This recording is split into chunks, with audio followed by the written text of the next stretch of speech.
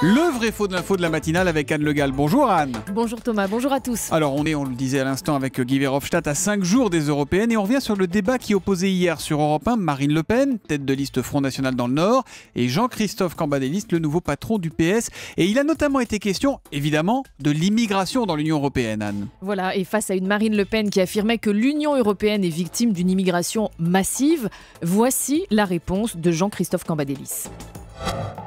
Il y a l'immigration légale qui est totalement maîtrisée. Oui, à 200 000 par an. Non, oui, 200 000 par an. Comme Nicolas c'est Sarkozy, 330 vous me 000, direz. c'est 330 000 pour Comme l'Allemagne l'UMP. et c'est 360 000 pour le Royaume-Uni. Alors Anne, quand Jean-Christophe Cambadélis affirme que l'immigration légale est parfaitement maîtrisée en France et qu'on accueille moins d'étrangers que nos voisins britanniques et allemands, il dit vrai ou il dit faux ? Il dit vrai, et c'est encore plus vrai qu'il ne le dit. Je m'explique. On va d'abord s'arrêter sur ce chiffre de 200 000. Alors effectivement, l'immigration peut se mesurer très simplement avec le nombre d'entrants sur un territoire chaque année. On compte dans ce cas le nombre de titres de séjour délivrés pour la première fois. Jean-Christophe Cambadélis parle de 200 000 entrées par an en France, et il a raison car si on regarde les derniers chiffres du ministère de l'Intérieur qui datent d'avril dernier, il y a eu précisément 206 330 primo-délivrances de titres de séjour.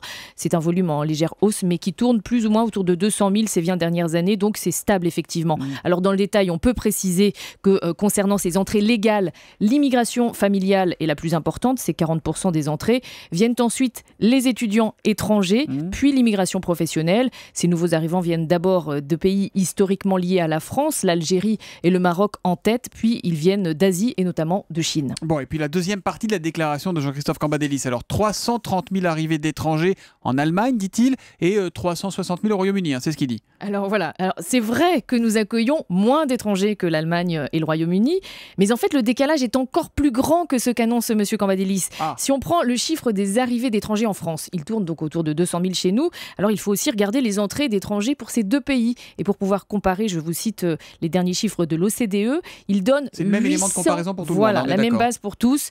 840 000 entrées en Allemagne en 2011, c'est le dernier chiffre. 566 000 pour l'Angleterre. La même année, précisons que d'après cette base de données de l'OCDE, nous n'étions même pas tout à fait à 200 000 entrées cette année-là. Donc, pour répondre à Marine Le Pen, Jean-Christophe Cambadélis aurait pu être encore plus percutant. La France n'est pas cette grande terre d'immigration qu'elle a voulu annoncer, comparée à ses deux voisins-là. On va dire qu'il a manqué un tout petit peu de précision sur les chiffres, mais globalement, on lui met un vrai. Vrai. Vrai pour Jean-Christophe Cambadélis. Ce matin, le vrai faux de l'info de la matinale, Anne Le Gall ne laisse rien passer tous les matins à 8h35 sur Europe 1. À demain, Anne. À demain.